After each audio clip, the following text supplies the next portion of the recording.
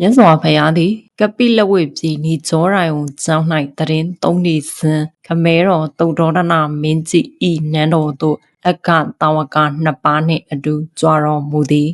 စွန်ဖုံပေးပြီးနောက်ခမဲတော်တုတ်တော်ဒနာမင်းကြီးအားတပိတ်တော်ကိုယူစေပြီးအခတာဝကနှစ်ပါးနှင့်အတူရာဟုလာ၏မေတော်အဆောင်တော်တိုက်ခန်းသို့ကြွတော်မူ၏ထိုအခါရာဟုလာမေတော်သည်ကားကြည်သည်4000တို့နှင့်အတူ1009ကျိတ်သောမင်းသမီးတို့ခြံရံကနေသည်ဖျားရှင်နန်းတော်သို့ကြွလာတော်မူသည်ကိုတိစကပင်ရာဟုလာမေတော်သည်သူ၏အချံအယံနှင့်တကွမင်းသမီးအပေါင်းတို့ကို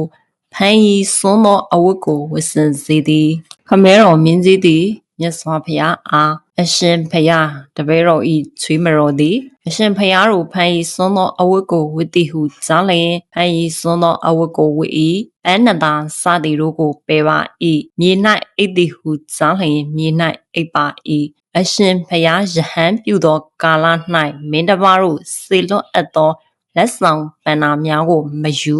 မတွန်သောစိတ်ရှိ၏ဟုရာဟုလာမေတော်၏ဂုဏ်ကျေးဇူးတို့ကိုပြောဆိုလျှောက်ထားသည်ထိုအခါဘုရားရှင်ကခမဲတော်မင်းကြီးအားခမဲတော်မင်းကြီးယခုအခါ၌သာရာဟုလာမေတော်သည်ငါ၏အဆုံးစွန်သောဘဝ၌ချစ်ချင်းတွန်းတိုသောစိတ်မရှိခြင်းသူတစ်ပါးတို့ဆောင်ယူခြင်းကမတက်နိုင်ပဲသစ္စာတီးခြင်းတို့ကအံ့ဖွယ်ရာမရှိသေးရှေးအခါတလိษံမျိုး၌ပင်ငါအပေါ်ချစ်ချင်းတွန်းတိုသောစိတ်မရှိခြင်းသူတစ်ပါးတို့ဆောင်ယူခြင်းကမတက်နိုင်ခြင်းတို့သည်ဖြစ်ခဲ့ပူးပြီဟုစနဂိဏရီအတိတ်စကြောင်းကိုဟောကြားတော်မူသည်ဝါရဏသီပြည်၌ပြပတမင်းစိုးစံစဉ်ဘုရားအလောင်းသည်ကိန္နရာမြို့၌ဖြစ်၍ဟိမဝနာမှစနဂိဏရီဟုအမည်တွင်သည်ထိုအခါဘာယနတိမင်းကြီးသည်တိုင်းပြည်ကိုအမတ်တို့အားအနှင်းခဲ့ပြီးဖန်ရီစွန်းသောအဝတ်ကိုဝတ်၍လက်နှင့်၅ပါးကိုင်ဆောင်လျက်တူရီသာဟိမဝနာသို့ဝင်သည်ထိုမင်းသည်အမဲသားငါတို့ကိုရှောင်ဖွေစားတောက်လျက်ဟိမဝနာရှိမြစ်ချောင်းအသွယ်သွယ်တို့မှလူလာတုံခေါင်သွားရောက်နေထိုင်လျက်ရှိသည်ကိန္နရာမောင်နှံတို့သည်မိုးကာလ၌တောင်အောက်ကိုမစင်းကြပဲတောင်မောပါသာနေထိုင်ကြပြီးနှွေကာလတို့၌သာတောင်အောက်သို့ဆင်းသက်ကြသည်ကိန္နရာအဖိုးသည်ကိန္နရာမနှင့်အတူပန်းနတာတို့ကိုလိမ့်ကျန်ပန်းစင်၍မြစ်ကွေအနီးရှိတောင်နှန်းတော်ပန်းဝဲမှုံတို့ကိုစားသုံးလျက်နေကြသည်ຫນွေတို့ကိုຫນွေပခတ်စိန်၍ကိန္နရာအဖိုးကတချင်းဆို၍လွဲလျင်ကိန္နရာမကຫນွေပခတ်ပေါ်မှစီးသည်ကိန္နရာမကတချင်းဆို၍လွဲလျင်ကိန္နရာအဖိုးကຫນွေပခတ်ပေါ်မှစီး၍ပျော်ရွှင်မြူးရူးကြသည်ထို့နောက်ຫນွေပခတ်ပေါ်မှဆင်း၍ဆနကိန္နရာကအမိုးရာပေါ်မှထိုင်ချလိုက်စဉ်ဆနကိန္နရီကအကားဖြင့်ဖြော်ပြင်းနေသည်ဗာရဏသီမင်းသည်ထိုနေရာသို့အမှတ်မထင်ရောက်သွားသည်ကိန္နရာဖိုမတို့၏အတန်ကိုကြားလျင်ခြေတံကိုမကြားစေဘဲသွားပြီးခြုံခွဲတစ်ခုမှချောင်းကြည့်နေစဉ်ဆနကိန္နရီအလှကိုမြင်လျင်ဆွဲလန်းသွားတော်သည်ကိန္နရာဖိုကိုလေးနှင့်ခွင်း၍ကိန္နရာမလေးကိုတိုင်းပြည်သို့ခေါ်ဆောင်သွားပြီးမိဖုရားအရာ၌ထားမည်ဟုစဉ်းစားလိုက်သည်လေးကိုတင်ကစိတ်လှူးမြား၏မြားဥကိုကိန္နရာဖိုစီသို့ဥတည်၍မြားကိုလှလိုက်သည်ဆနကိန္နရာလေးမှထိုနေရာမှာပင်လဲကျသွားလေတော့သည်ကပြသောဆနကိန္နရီလေးမှမသိရှိသေးဆနရာသည်ဖြောတော်သောအတန်ဖြင့်အိုဆနာသွေးချင်းချင်းလိမ့်ကျန်သဖြင့်သွေးလွန်ကငါတရားလိုက်မည်ထင်သည်ငါစီဝိန်တို့ခြုံငိမ့်လက်ရောင်တကားအိုဆနာငါအသက်ရှူကျလာပါပြီငါနှလုံးမှာပူလောင်လှပါပြီပင်မလှပါပြီဆင်းရဲလှပါပြီဤဆင်းရဲခြင်းကငါနှင့်ကြွေကွင်းရခြင်းကြောင့်ရှင်မဆန္နာသည်စိုးရိမ်ပူဆွေးငိုကြွေးရှာတော်မူရှင်မဆန္နာကြောင့်မဟုတ်ပါအခြားကြောင့်မဟုတ်ပါအိုဆန္နာတောင်ချေရင်းကရေအိုင်ထဲသို့အမြဲပြက်ရွာနေသည့်မိုးလိုငါမျက်ရည်တို့စီးကြနေပါပြီဤဆင်းရဲခြင်းကငါနှင့်ကြွေကွင်းရခြင်းကြောင့်စိုးရိမ်ပူဆွေးငိုကြွေးရှာရတော်မူရှင်မဆန္နာကြောင့်ဖြစ်ပါသည်အခြားကြောင့်မဟုတ်ပါဆန္နာကိန္နရာလေးဤသို့ပင်ဖြောတော်သောအတန်ဖြင့်ငိုကြွေးမြည်တမ်းရင်တတိလက်ခပန်းမွေရာပေါ်တွင်လေကျသွားရှာသည်ဆန္နာကိန္နရီသည် စစ်လင်လူလိမ်၍သတိလစ်သွားသည်ကိုမြင်သည်ညာမှန်သည်ကိုမသိရှိသေးအနီးသို့ပြေးသွားရာညာဆူသောနေရာမှသွေးတို့ကိုမြင်မှအတင်းပွေးဖက်ခါရှိုက်ကြီးတငင်အော်ဟစ်ငိုကြွေးလေတော့သည်ရေးကြည့်သည်ကိနေရအဖို့သေးသည်ဖြစ်လိမ့်မည်ဟုခြုံမှထွက်လာသည်ဆနကိန္နရီမြင်လိမ့်လျင်ဤသူယုံမှသည်ငါလင်ကိုပြတ်တသူဖြစ်ပေလိမ့်မည်ဟုကျောက်လန်တကြားတောင်ထိပ်ပေါ်သို့ပြေးတက်သွားပြီးတောင်ထိပ်ပေါ်မှနေ၍ဟဲမင်းသားငါမို့ဆိုးမှဖြစ်အောင်ငါ၏ချစ်လင်ကိုပြတ်တက်လိုက်သည်ငါချစ်လင်သည်မြားတံဖြင့်မြေပေါ်မှလဲကျနေပြီးတင်းသည်အလွန်ယုံမာပါတကားဟဲမင်းသားကိန္နရာအဖို့ဤအဖြစ်ဆိုးကိုမြင်ရ၍ငါမှနှလုံးကွဲကြေမလောက်တောကရောက်ရ၏ငါတောကမျိုးကိုတင့်အမေသည်ခံစားရပါစေဟဲမင်းသားတင်သည်ငါ့ကိုလိုချင်၍အပြစ်မရှိသောကိန်းရာအဖို့ကိုပြစ်တက်လိုက်သည်တင့်အမေသည်သားရောလင်မမတွေ့မမြင်ရပါစေဟဲမင်းသားတင်သည်ငါ့ကိုလိုချင်၍အပြစ်မရှိသောကိန်းရာဖို့ကိုပြစ်တက်လိုက်သည်တင်ဤမယားသည်သားနှင့်လင်ကိုမတွေ့မမြင်ရပါစေဟုအဖန်ဖန်စိန်ဆဲလေတော့သည်ပြပရမင်းသည်စိန်ဆဲနေသောကိန်းရာမကိုစိတ်မဆိုးနိုင်ပဲအချင်းမြားဖြင့်ပြစ်လို့တဖြင့်အိုးဆန္နာတဲ့မှာတော့မှပွင့်သည့်ကြီးပဲအောင်မဲညိုပန်းနှင့်တူသည့်မျက်စိရှိပါသည်စိုးရိမ်ပူဆွေးငိုကြွေးမနေပါနှင့်တင်းသည်နန်းတွန်းသူတို့အကိုးကွယ်ခံရသောငါ၏မိဖုရားဖြစ်စေမည်ဟုနှစ်သိမ့်စကားဖြင့်မြူဆွဲသည်ကိန်းနေမှသည်လွန်စွာဒေါသထွက်လျက်ဟဲမင်းယုတ်ငါ့ကိုလိုချင်၍အပြစ်မရှိသောငါလင်ကိုတတ်လိုက်သည်စစ်ငါလည်းတေတော်မည်ငါသည်တင်း၏မယားဖြစ်မည်မဟုတ်ပါဟုတင်းမာစွာပြောလေသည်ထိုအခါမင်းကြီးက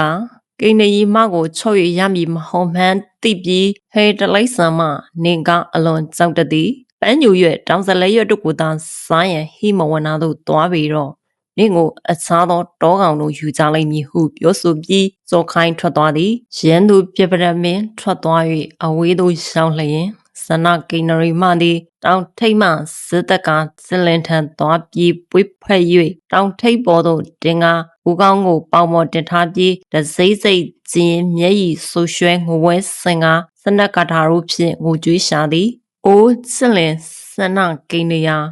တောတောင်6ကဘာလှိုင်ကူများသည့်သူနေရာနှင့်သူရှိကြပါသည်ထိုနေရာတို့မှာစက်လင်ကိုမတွေ့မမြင်ရသောငါအဖို့ထိုတောတောင်6ကဘာလှိုင်ကူများကိုအားလုံးရမည်နီအိုးစလင်ဆနကိနေယသားရဲတို့မပြတ်ပြုံမှုလေးကျက်ရာတည့်ရွက်အခင်းတို့မှာမှုလျော်ပွဲရာရှိကြပါသည်ထိုတည့်ရွက်အခင်းများပေါ်မှာချစ်လင်ကိုမတွေ့မမြင်ရသောငါအဖို့ထိုတည့်ရွက်အခင်းတို့ကိုပါလို့ရမည်နီအိုးစလင်ဆနကိနေယသားရဲတို့မပြတ်ပြုံမှုလေးကျက်ရာပန်းအခင်းတို့မှာမွေးလျော်ဝေအားရှိကြပါသည်ထိုပန်းအခင်းပေါ်မှာချစ်လင်ကိုမတွေ့မမြင်ရသောငါအဖို့ပန်းအခင်းတို့ကိုဘာလို့ရမည်နည်းအိုချစ်လင်ဆန္ဒကိနေယ